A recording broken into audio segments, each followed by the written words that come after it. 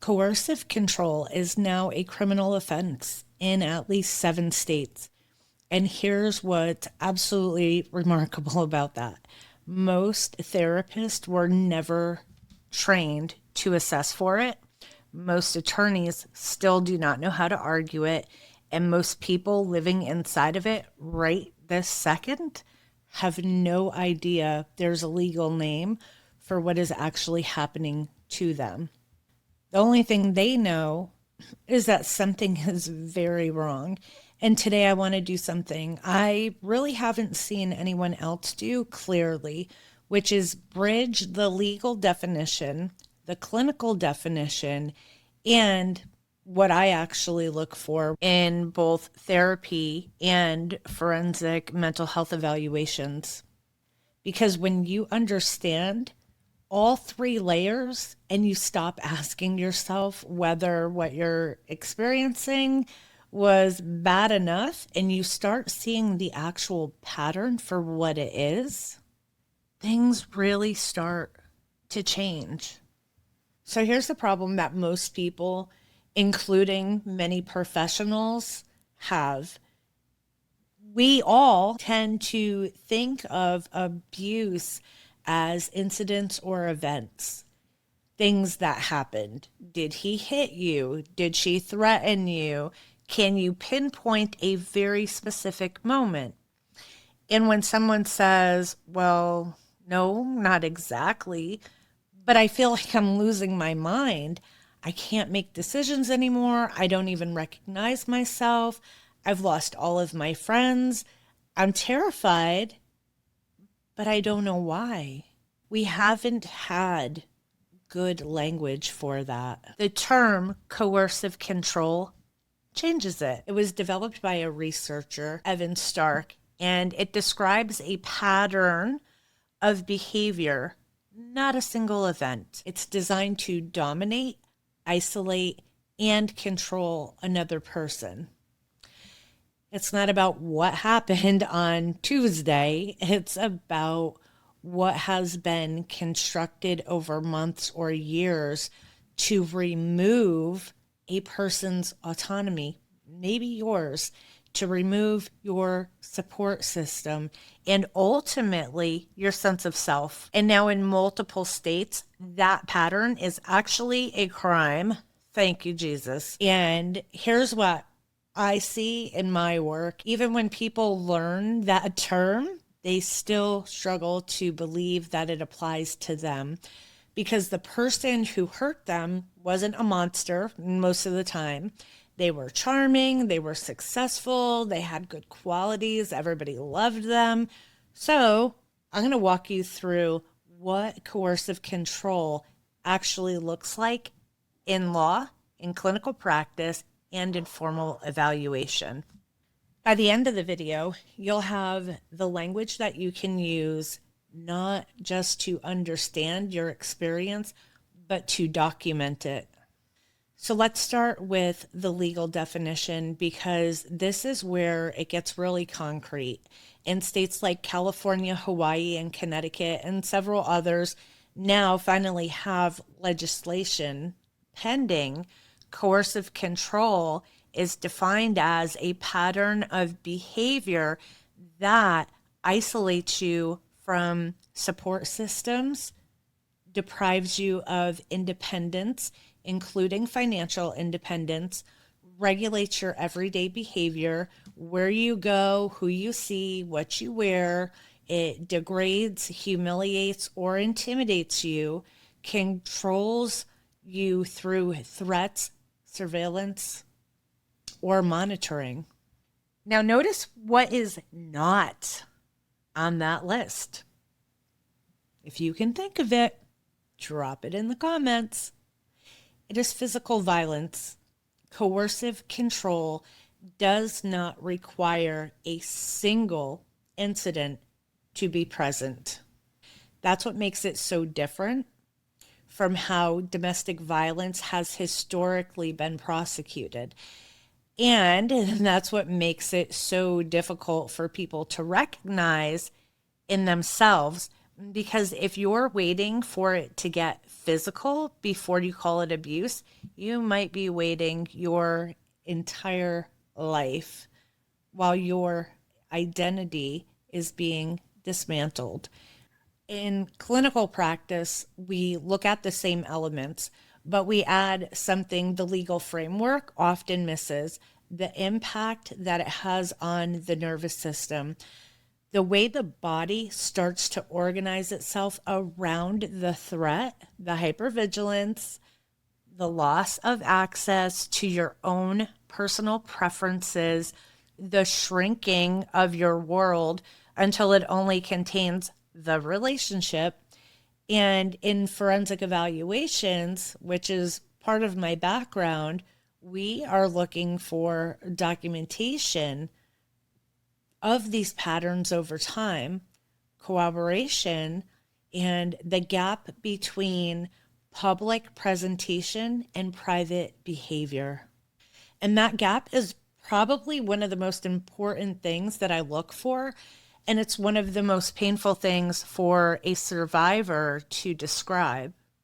So let's talk about what coercive control actually looks like in the relationship, and not in a dramatic TV version, like the real one.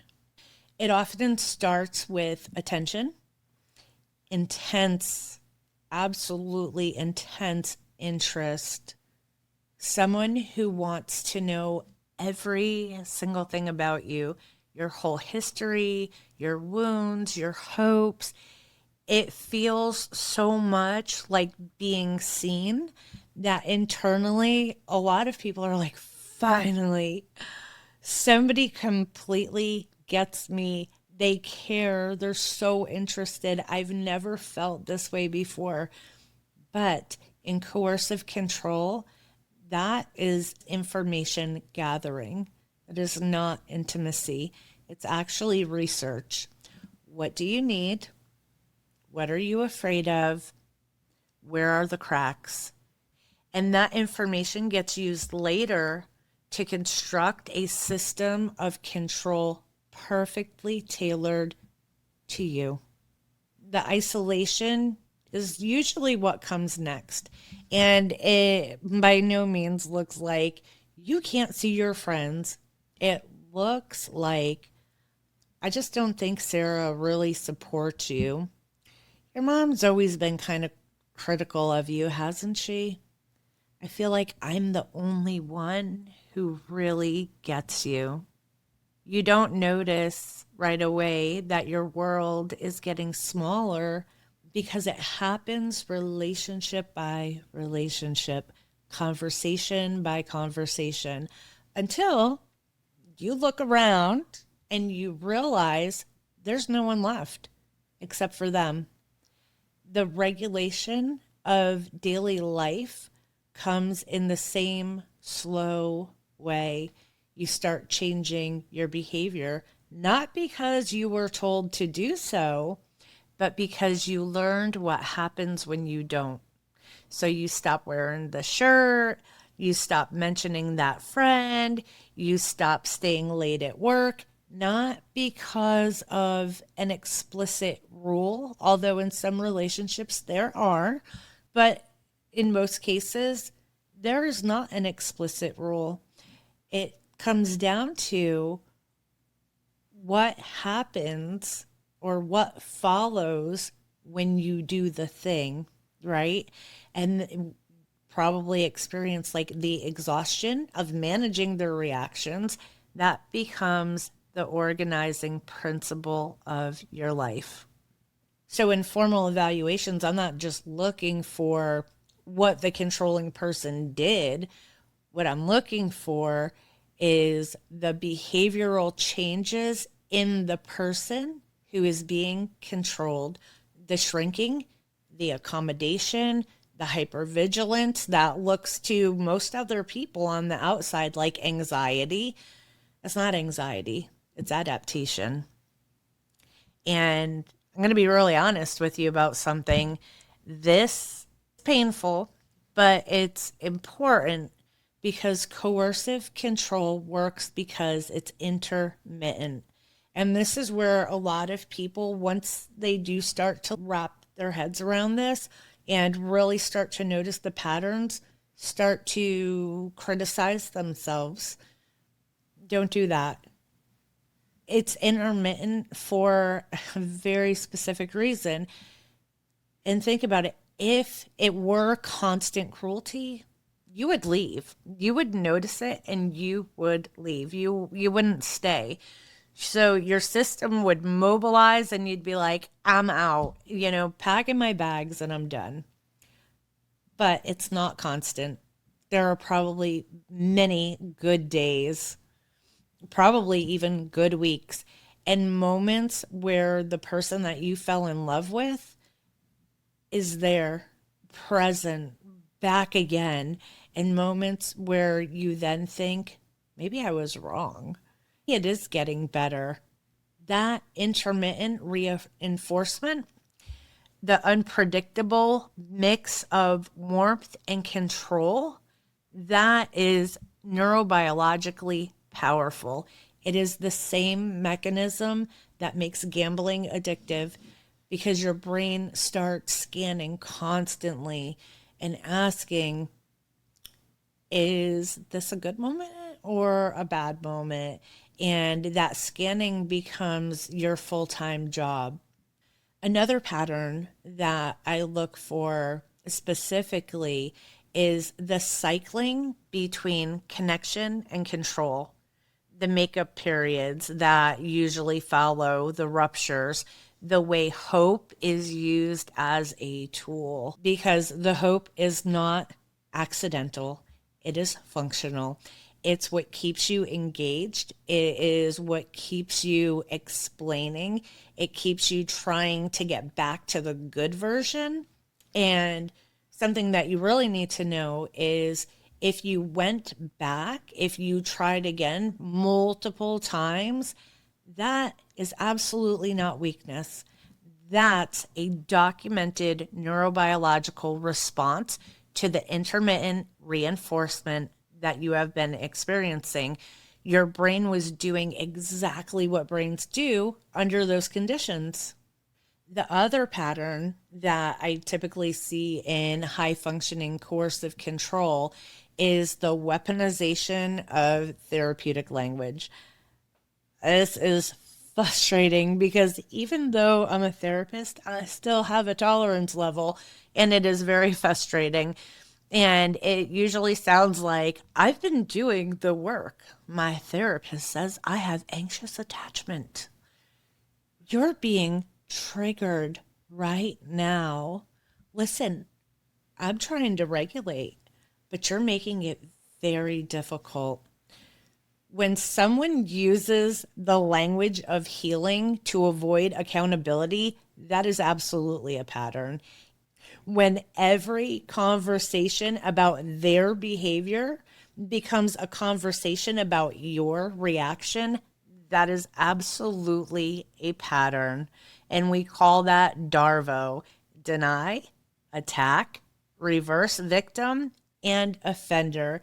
And it's one of the most reliable behavioral markers for coercive control. So I think we should move into our bodies. So let's talk about what coercive control actually does inside of us, because this happens in layers. And this is one of the layers that actually gets missed most often. And it's also probably one of the most important layers to understand and to help you understand why leaving can be so difficult.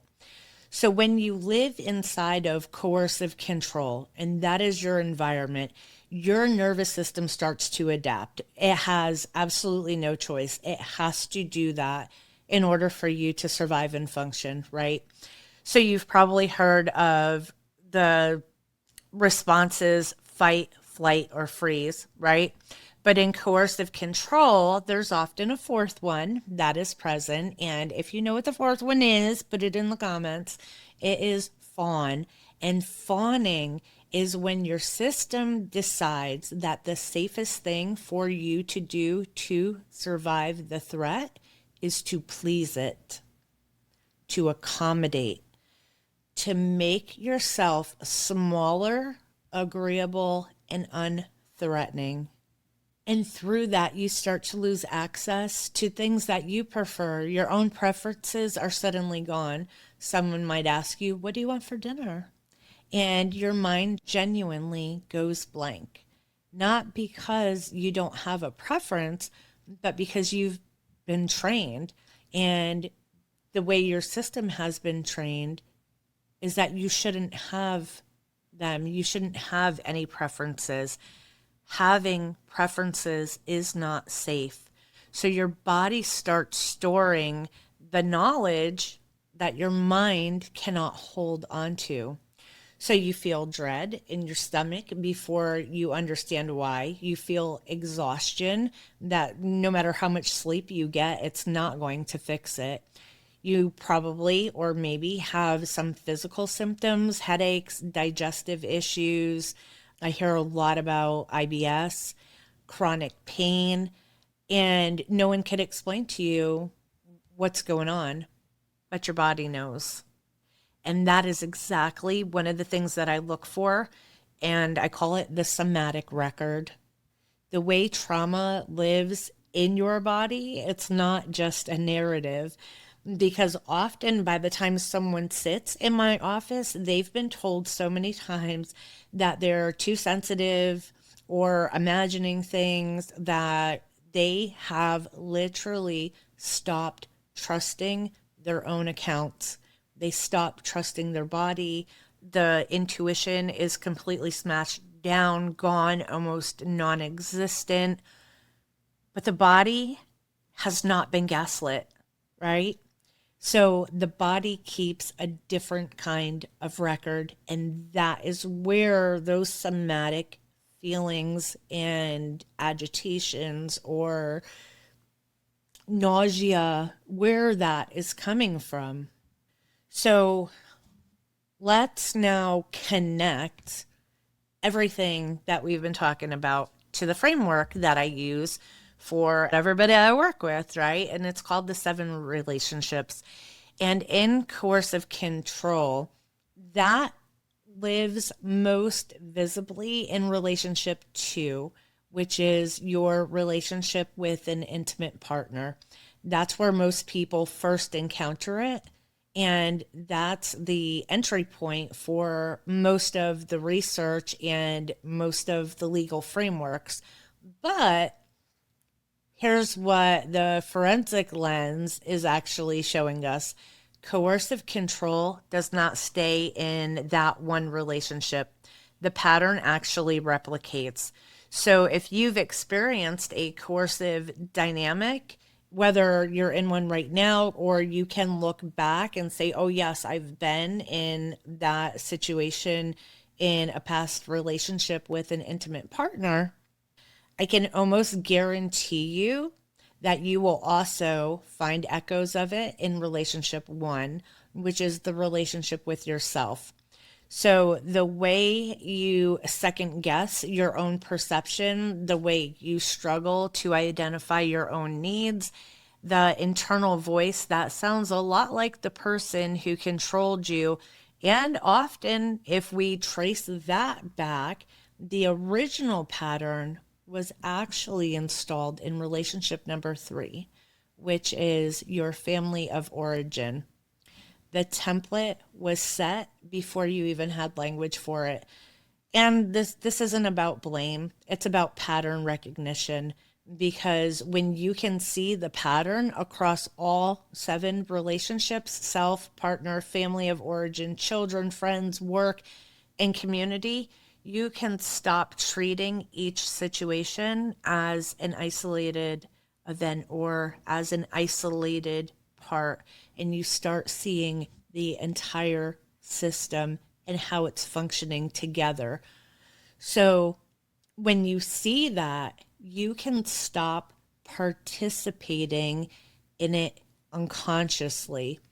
That's the goal, not perfection, not never being affected by these patterns again, but recognition, the ability to see it in real time and choose differently. So, what does this knowledge make possible? Everything you just learned, like what comes next? Because I do believe awareness is one thing, and that is a starting point. For a lot of people, that is the end point. I am aware, I understand, but what do we do with it next? So, the first thing that we're going to do is documentation. If you're in a situation where coercive control may become a legal matter, custody, divorce, protection orders, understanding the patterns means that you can document them. Not just he was mean, but specifically on this date, this specific behavior occurred. Here's the pattern that it fits into. Here's the impact. So, second is validation. When you can understand that coercive control is a documented pattern with legal recognition, you can stop asking yourself whether you're being dramatic. You stop needing the other person to admit what they did. You have an external framework that names your reality, and you don't have to live in their reality anymore, which is exactly where they want you to be. And third, this is important and probably the most important, because this is where you start rebuilding the relationship with yourself. Because in coercive control, at its core, it is about severing you from your own authority, your own perception, your own knowing. Recovery is the process of recognition, slowly, with support, learning to trust your body's signals again, learning that your preferences actually matter, learning that you are allowed to take up space. And all of those things are learnable, right? It's a skill. It's not about becoming some new person. It's about coming back to someone who lost access to themselves. All right. So if this video gave you language for something you've been living with, first I want to say I'm very sorry that you're in that situation or had to have those experiences. I want to offer you the next step. If you want to understand how patterns move across all 7 relationships and how to interrupt them, then subscribe to the channel, like the video, and maybe even share it with somebody because it helps all of us. I genuinely want to help. All right, so I am absolutely going to be talking about each relationship in detail in upcoming videos. So I just want you to know that you're not imagining these things. There is actually a name for what has happened, and I think we've gone over it pretty thoroughly, right? And there is a way through. So if this helped you at all, like I said, please subscribe, like the channel, or like the video, leave a comment, and I'll be back with more. Thanks for watching.